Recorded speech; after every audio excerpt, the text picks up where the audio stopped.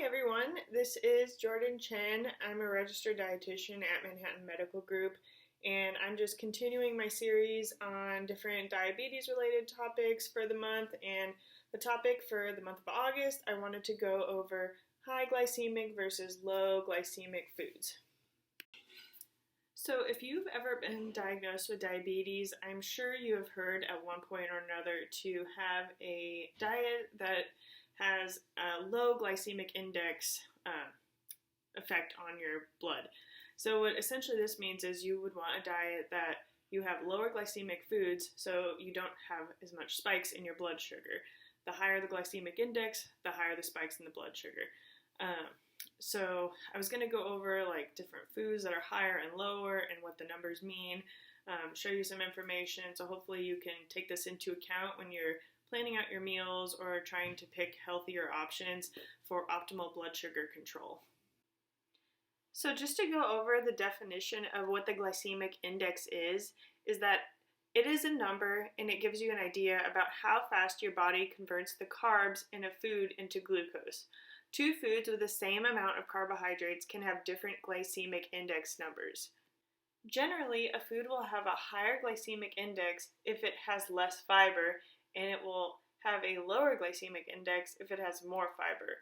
Fiber really helps even out blood sugars, so it's important to look at food labels and try to pick foods that, if they have carbohydrates, find ones with more fiber in them. For example, instead of white bread, which might have 1 gram or less of fiber, you can try to have oatmeal or whole wheat bread, which might have 3 grams or more of fiber. And then when it comes to the numbers on the glycemic index, it is categorized in high, medium, and low. As you can see on this chart, high glycemic index foods would be above 70, and low would be 55 or below. A lot of foods also fall in the middle between 55 and 70. So I was just going to show a few carbohydrate items where you can kind of see the glycemic index of foods. I was going to point out, looking at the high carbohydrate items, you can tell with the more fiber, the glycemic index does go down a bit. For example, white rice has a glycemic index of 73, but then brown rice, which has a little bit more fiber, goes down to 68. So when choosing foods, pick items that are more whole grain.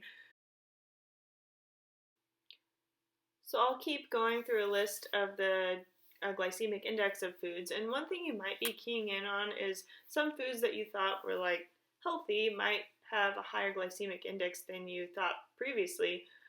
For example, watermelon is fairly high, but one thing to consider is the glycemic index is based off of a standardized 50 grams of carbohydrates. So if you think about it, 50 grams of watermelon is going to be a lot compared to, say, 50 grams of an item such as like white rice or pasta. It's going to take more volume, which you realistically wouldn't be eating that much to begin with. I know in previous videos we have talked about carbohydrate counting, and a standardized portion of carbohydrates is 15 grams. But glycemic index is a little bit different because it would be 50 grams of that product, whatever the total product is. So that's why it is a little bit different compared to the carbohydrate counting. And one other thing to consider is these are individual products, so adding in something with like a fat or protein source will lower that glycemic load on your body. So if you have a banana, which is a higher like sugar tropical fruit, and have it with some peanut butter, that can actually level your blood sugars a lot more than if you just had the banana by itself. So I hope you found this information helpful in distinguishing between glycemic index and how you can use it to determine what the effect on your blood sugars might be. Keep in mind this is just one tool in the grand scheme of things to, in total, help your blood sugar. And please comment below if you have any questions or any topics in the future that you wanted to talk about. But it was fun making this video, and I hope you found it useful. Thank you.